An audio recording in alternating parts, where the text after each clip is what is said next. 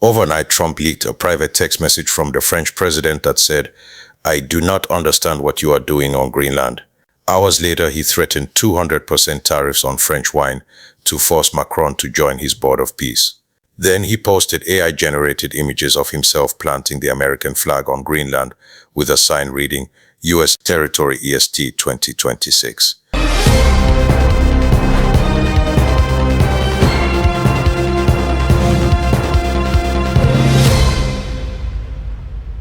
I'm going to show you exactly why world leaders gathering in Davos right now are watching NATO's biggest crisis in 75 years unfold in real time. How Trump's Greenland obsession is forcing Europe to deploy its trade bazooka against America. And what happens when the leader of the free world conducts diplomacy by leaking text messages at 3 a.m. Yesterday morning, before dawn in Washington, Trump went on a true social posting spree that left European leaders stunned. First, he posted a screenshot of a private text message from French President Emmanuel Macron. Here's the full text, confirmed as authentic by the Élysée Palace. "My friend, we are totally in line on Syria. We can do great things on Iran. I do not understand what you are doing on Greenland. Let us try to build great things." Macron also invited Trump to a G7 meeting in Paris on Thursday, suggesting they could include Ukrainian, Danish, Syrian, and Russian representatives. He offered to have dinner with Trump before the president's return to the US. Then Trump posted another message, this time from NATO Secretary General Mark Rutte. "Dear Donald, what you accomplished in Syria today is incredible. I will use my media engagements in Davos to highlight your work there, in Gaza, and in Ukraine. I am committed to finding a way forward on Greenland. Can't wait to see you. Yours, Mark." A NATO official confirmed to ABC News that Rutte's message was authentic. Let that sink in for a moment. The Secretary General of NATO, the most powerful military alliance in human history, is sending what can only be described as a fawning message to an American president threatening to seize territory from a NATO member. Dutch Foreign Minister David Van Weel told NBC News that world leaders now have to take into account that Trump might post their private messages publicly. He called it part of the new diplomacy. This isn't diplomacy. This is reality television masquerading as foreign policy. And the stakes couldn't be higher.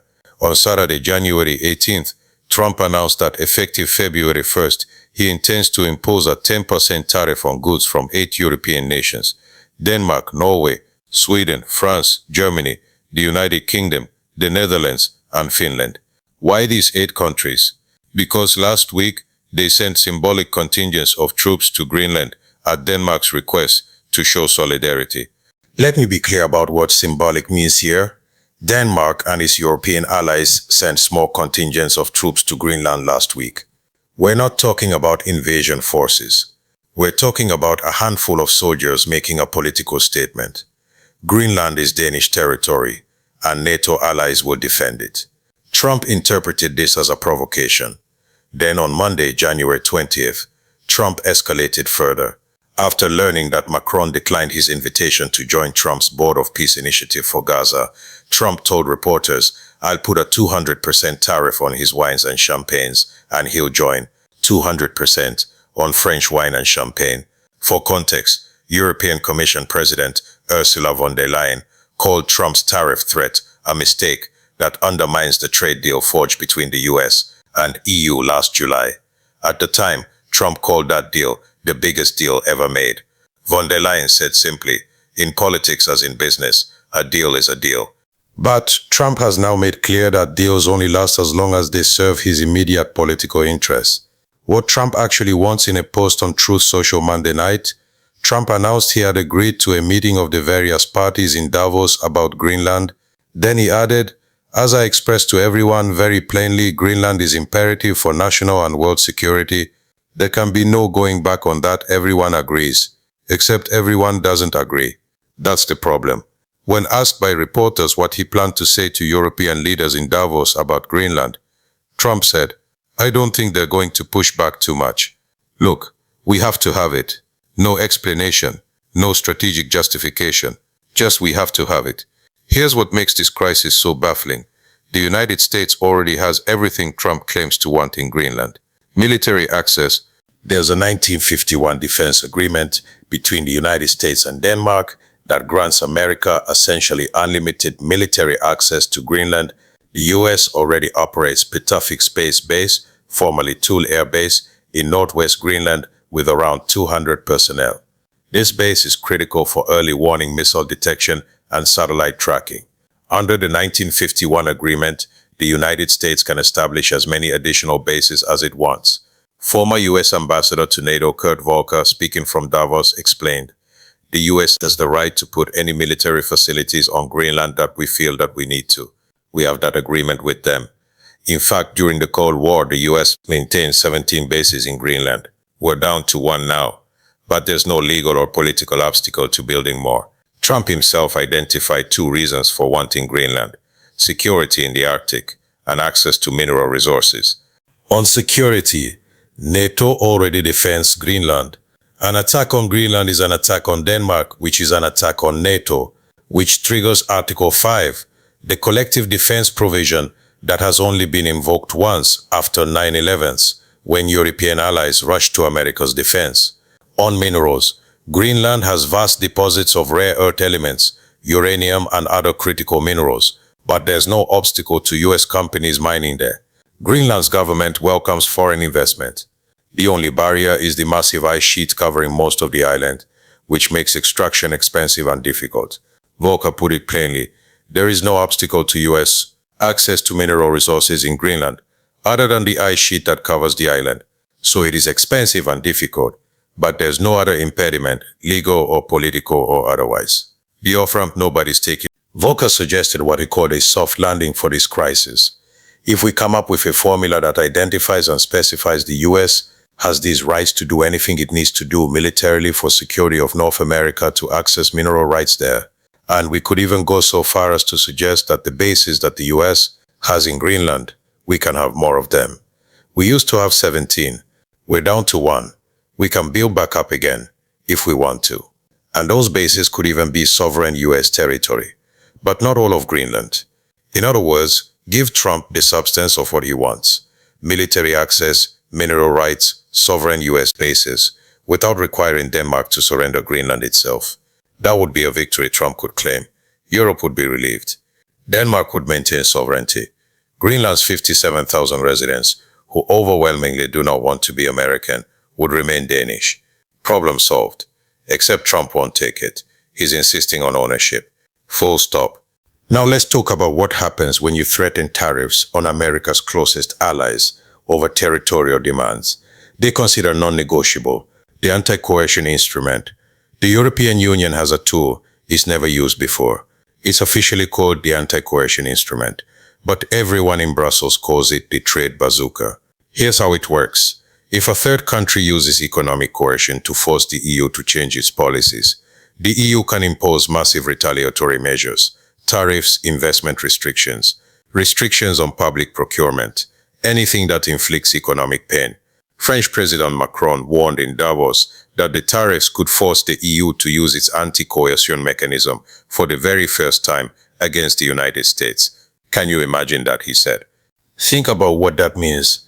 This tool was designed for adversaries, for China, for Russia, for countries trying to use economic leverage to undermine European sovereignty. Now it's being considered for use against the United States. Macron added, it is a powerful instrument and we should not hesitate to deploy it in today's tough environment. What retaliation looks like if the EU deploys the anti-coercion instrument, American exports to Europe face devastating tariffs. We're not talking about 10% or even 25%. We're talking about tariffs calibrated to inflict maximum economic damage. American farmers lose their European markets. Boeing faces punitive tariffs that make Airbus the only viable option for European airlines. Tech companies see their European operations hit with restrictions. Financial services face barriers. And it's all perfectly legal under WTO rules, because it's retaliation for what the EU would argue is illegal economic coercion by the United States. Danish Prime Minister Mette Frederiksen said in Parliament, as Europe, if anyone starts a trade war against us, which I really cannot recommend, we must of course respond. We are compelled to do so. She called Trump's Greenland threats a dark chapter, but vowed Europe would stand its ground. The credibility crisis. But here's the deeper problem, and this is what should terrify anyone who understands how the global economy works. Trust is collapsing. Von der Leyen pointed out that the EU and US signed a major trade deal just last July. Trump called it the biggest deal ever made. 7 months later, he's threatening tariffs that violate that deal. Von der Leyen said, in politics as in business, a deal is a deal. Except apparently it's not. Not with Trump. If the United States can't be trusted to honor agreements it signed 7 months ago, why would anyone negotiate new agreements? Why would any country believe American commitments? This isn't just about Greenland. It's about the entire structure of international commerce that depends on the belief that when America signs a deal, America keeps its word. The contrast between public statements and private messages is revealing. Macron's two faces publicly. In his speech at Davos, Macron was scathing. He talked about competition from the United States of America through trade agreements that undermine our export interests, demand maximum concessions, and openly aim to weaken and subordinate Europe. He warned of a shift towards a world without rules, where international law is trampled underfoot. He said Europe must resist being subordinated, adding, "We do prefer respect to bullies." But privately, in the text message Trump leaked, Macron's tone was completely different. "My friend, we are totally in line on Syria. We can do great things on Iran." This is the dance European leaders are trying to perform. Tough in public to satisfy domestic audiences and maintain European unity. Conciliatory in private to avoid provoking Trump into even more destructive actions. The problem is Trump is leaking their private messages, making that dance impossible. Rutte's sycophancy. The NATO Secretary General's message to Trump is even more revealing. Mark Rutte praised Trump's incredible accomplishments and promised to use his media appearances in Davos to highlight Trump's foreign policy wins. Then, "I am committed to finding a way forward on Greenland." Translation, "I will help you find a way to claim victory on this even though what you're demanding is impossible." Rutte's appointment as NATO Secretary General last year was widely viewed as part of a European effort to cultivate Trump, to have someone at the top of NATO who could manage the mercurial American president. Now we're seeing what that looks like in practice. Flattery, promises to spin Trump's actions positively in the media, and commitment to finding a way forward on demands that violate NATO's foundational principles. The Danish Red Line Danish Foreign Minister Lars Løkke Rasmussen told reporters there are red lines which can't be crossed. What are those red lines? Sovereignty. It is the United States forcibly taking away territory from a NATO ally. Prime Minister Frederiksen was even more direct. She told the Danish parliament, "We have never sought conflict. We have consistently sought cooperation." But she also said, "The worst may still be ahead of us." Greenland's Prime Minister Jens Frederik Nielsen, speaking from Nuuk, insisted, "We need to have respect for international law and territorial integrity." The people of Greenland don't want to be American. Multiple polls show overwhelming opposition to US sovereignty. This isn't a negotiation where Denmark could agree even if it wanted to. Greenland is self-governing, and its people have made their position clear. Former US Ambassador to NATO Kurt Volker, speaking from Davos, laid out what's really at stake. "I just have to point out the NATO treaty is about protecting the territory of all our NATO allies, including the United States. It was invoked only once, when the United States was attacked by our allies, to support the United States. And if we begin taking territory away from our allies, we can basically say the NATO alliance is over. Let that land. If the United States seizes territory from Denmark, NATO is finished. Not weakened, not damaged, finished." Because the entire purpose of NATO, the reason it exists, the reason European nations committed to defend America after 9/11 is collective defense of sovereign territory. If America itself violates that principle, what's the point?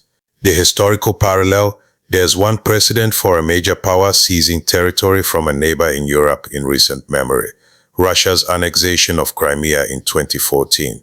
The West condemned it, imposed sanctions, called it a violation of international law and territorial integrity. Now the United States is threatening to do the same thing to an ally. Macron warned of imperial ambitions. He wasn't talking about Russia or China. He was talking about the United States. Think about how extraordinary that is. The president of France, speaking at the World Economic Forum, is warning that America has imperial ambitions threatening international law. What China and Russia are thinking. Trump also linked his Greenland push to Norway's decision not to award him the Nobel Peace Prize. In a text message to Norwegian Prime Minister Jonas Gahr Støre that became public, Trump said he no longer felt an obligation to think purely of peace. So territorial expansion is retaliation for not winning a peace prize. Imagine what that looks like in Beijing and Moscow. China has territorial disputes with Japan, the Philippines, Vietnam, and others. Russia claims parts of Moldova, Georgia, and Ukraine. For decades, the United States has been the primary defender of the principle that borders can be changed by force, that territorial integrity matters, that international law constrains the powerful. If America abandons that principle, if Trump seizes Greenland because he wants it, every revisionist power on earth gets a green light. Trump arrives in Davos today and speaks tomorrow, Wednesday, January 22nd. The White House said he would use the address to talk about America's economic resurgence and affordability. But clearly, the entire summit has been overtaken by the Greenland crisis. The emergency meetings. A crisis meeting of European leaders will be held Thursday as the continent weighs its response to Trump's tariff threats. Macron has invited Trump to Paris for an emergency G7 meeting after Davos, with Ukrainian, Danish, Syrian, and Russian representatives potentially joining. Norwegian Prime Minister Støre changed his schedule to attend Davos Wednesday and Thursday specifically to overlap with Trump. Everyone is scrambling to talk Trump down from this ledge. The speaker's damage control. U.S. House Speaker Mike Johnson is in London, trying to calm the waters, speaking to British Parliament. He said, "I'm here to encourage our friends and calm the situation. Look, I think we're going to get beyond this little rift. I don't think it's a threat to NATO or to the special relationship that we have in the long run." Little rift. The United States is threatening to seize territory from a NATO ally, and Speaker Johnson is calling it a little rift. California Governor Gavin Newsom, also at Davos, took the opposite view. He slammed Europe's response to Trump's tariff threats as pathetic and embarrassing, and urged European leaders to unite and stand up to the United States. Even within the American political establishment, there's no consensus on how to handle this. The three scenarios. Here's how this could play out. Scenario 1. Trump backs down. He accepts some face-saving compromise. More U.S. bases in Greenland, mineral rights agreements, a joint U.S.-Danish Arctic strategy. He declares victory. Europe breathes a sigh of relief. NATO survives. Probability low. Trump has repeatedly said there can be no going back. Scenario 2. Stalemate and slow burn. Trump imposes the 10% tariffs. February 1st. Europe retaliates with the anti-coercion instrument. A trade war begins. Negotiations drag on for months. Investment freezes. Supply chains start reconfiguring. NATO becomes paralyzed by internal division. Probability high. This is the most likely outcome. Scenario 3. Full collapse. Trump actually attempts to seize Greenland, either economically through crushing sanctions or militarily. NATO dissolves. The transatlantic alliance that has kept Europe and North America secure for 75 years ends. The global order fragments. Probability very low, but no longer impossible. 6 months ago, Scenario 3 would have been laughable. Today, serious people are discussing it. Yesterday morning, the President of the United States leaked private text messages from the French President and the NATO Secretary General. He threatened 200% tariffs on French wine to force Macron to join his peace initiative.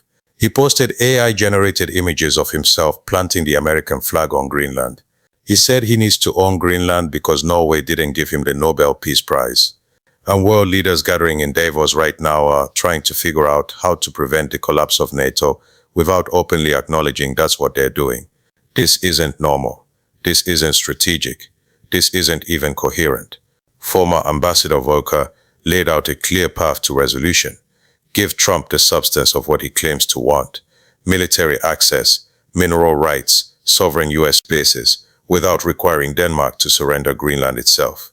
Trump could declare victory. Denmark keeps sovereignty. Greenland's people get what they want. NATO survives. But Trump won't take it. Because this isn't about security or minerals or strategy. It's about ego. It's about wanting to be the president who acquired territory. It's about planting that flag. And Europe is being forced to choose between appeasing an increasingly erratic American president or defending principles that have kept the peace for 3/4 of a century. The tariffs start February 1st. That's 11 days away. If Europe doesn't back down, and Trump doesn't back down, we're entering a trade war with our closest allies over a territorial demand that violates the core purpose of NATO. Macron said it best. Can you imagine that this is crazy? Except it's not imaginary. It's happening. Right now. If you learned something today, share this. Because what happens in Davos this week will determine whether the Western alliance that won the Cold War and kept the peace for 75 years survives into its 8th decade. The world is watching, and nobody knows how this ends. Still your guy Innocent? Don't forget to hit the subscribe button, comment, like, share, and turn on your notification button to receive more financial news and commentaries. See you on the next one.